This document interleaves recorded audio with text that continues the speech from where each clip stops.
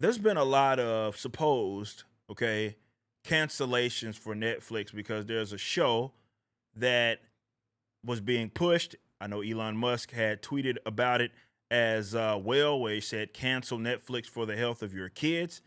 Um, was something that he posted because, as we've already known, well, they have some interesting shows there. I mean, it is a big hub, to be fair, to Netflix. And of course, they have all this stuff being funneled through them, and some of it you guys are fond of. I don't have a Netflix account, so I don't know.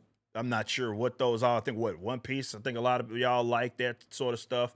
What was the Korean? Some of the Korean shows that are on that was real big hit. Forget what it's called when they were wearing the green suits. Somebody in the chat, the green jumpsuits. Somebody in the chat will let me know what that show is because I cannot remember it off the top of my head. But you have examples like that in which people go to Netflix and they seem to enjoy that. Yeah, some people brought up K-pop Demon Hunters. I was talking about Squid Games. That's what I was talking about. I don't know why I couldn't think of that. But yes, apparently there are shows that you guys enjoy, but for sure, there's a lot of questionable material here. I want to give a big shout out to the Park Place for being able to, or really for compiling a lot of this information here.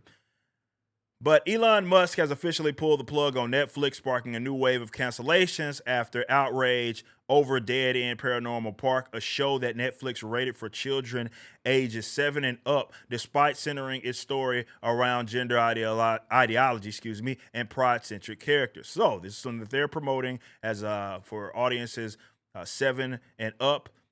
Yet here we are. Dead End Paranormal Park premiered in 2022 and ran for 2 seasons before Netflix canceled it. The series, created by Hamish Steele, follows a pair of teens navigating supernatural adventures inside a haunted theme park, and the lead character, Barney, openly identifies as a gender that differs from their birth. Interesting thing to start a kids show off of.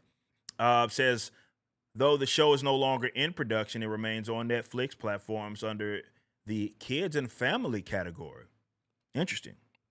That classification means the program is listed as appropriate for ages 7 and older. A sticking point for parents who see this as an intentional push of identity based themes into children's media. Now, again, if you see the tweet right here, if you're watching this live, it says cancel Netflix for the health of your kids. And look, show does isn't even a thing anymore, but it is on Netflix platform, and it's so much of it. I mean, you would just have to go and find it. I'm sure there's plenty of material there that folks aren't actually talking about that exists on that platform that is very questionable. It targets youngsters, and it does focus or hyper focus on some of the gender stuff, and it is all about normalization of these concepts, as you all know. And I say this as someone that recently became a father. Kids are like sponges, man, and you gotta watch it.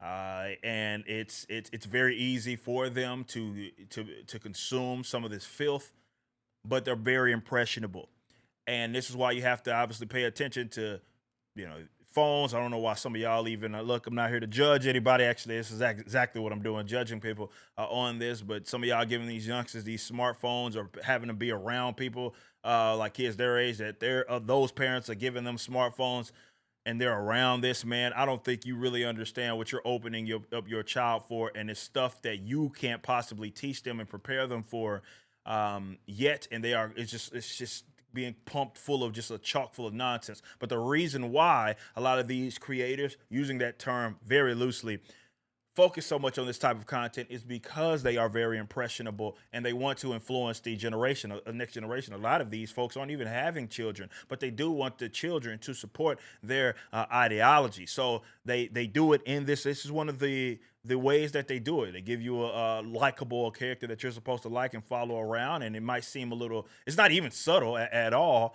If they're going to be kind of going along with these sort of gender themes. So, man, it is something that has to be addressed. As far as the Netflix thing is concerned, I don't know what it's going to take. I have another segment in which I'll talk about this. I know I talked about this many times this week with For Canon's Sake's return show, bros. We have a lot of economic power here, man, and I don't think it's being wielded really hardly at all. Like, it's the fact that we still, for the most part, look to the legacy folks as our form of entertainment, even when there's alternatives. Sometimes is quite interesting, and that's why I believe that it doesn't feel like, despite everybody knowing what's going down, it sometimes maybe doesn't feel like you're making strides, at least quick enough, in the right direction when it comes to the culture. And I think a lot of that has to do with our own doing. Like I said, I'll talk about that some here in a bit, but yeah, it doesn't surprise me at all. You remember the whole cutie sting that popped off with Netflix, and I'm sure this is not the only show that they remember. This show has been there since 2022. That people are discussing this, and it's already not been a thing, right? And it's still, it has been on the platform, which goes to show. Sure, you might not know about that, but some of y'all don't understand how much is on that platform of a Netflix. But also, again, it's in the kids section. So if you guys are making these accounts for your youngsters, this is stuff that they could easily be exposed to, and I know that can be a little frightening.